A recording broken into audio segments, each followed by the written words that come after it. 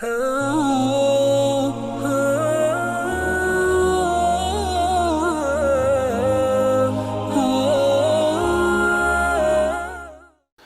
کریم کے 30 پارے ہیں۔ قرآن کریم میں 114 صورتیں ہیں۔ ہمارے خیال کے مطابق ان 114 صورتوں میں، ان 30 پاروں میں اللہ تعالیٰ کی ذات، اللہ کے تعارف کے متعلق کتنے پارے ہوں گے؟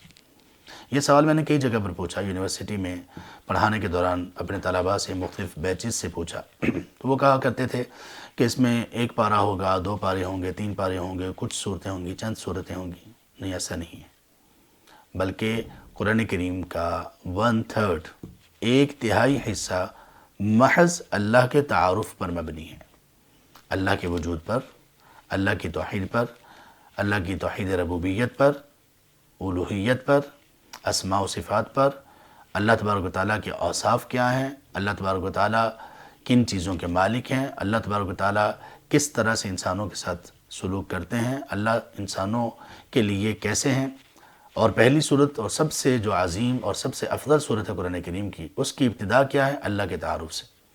الحمدللہ، تمام تعریفات اللہ کے لیے، ہر طرح کی تعریف۔ وہ اللہ کون ہے؟ پہلی صفت رب العالمین، دوسری صفت الرحمن، تیسری صفت الرحیم، چوتھی صفت مالک یوم الدین۔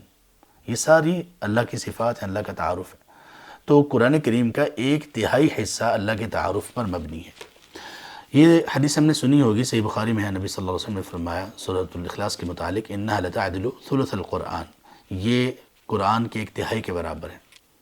تو لوگ یہ سمجھتے ہیں کہ شاید اس کو 1 مرتبہ پڑھنا وہ 10 پارے پڑھنے کے برابر ہے، 3 مرتبہ پڑھو قرآن ختم ہو گیا۔ نہیں، اس کا یہ مفہوم نہیں ہے، بلکہ اس کا مفہوم یہ کہ قرآن کریم میں 3 طرح کی تعلیمات ہیں۔ قرآن کریم کے 3 پورشنز ہیں۔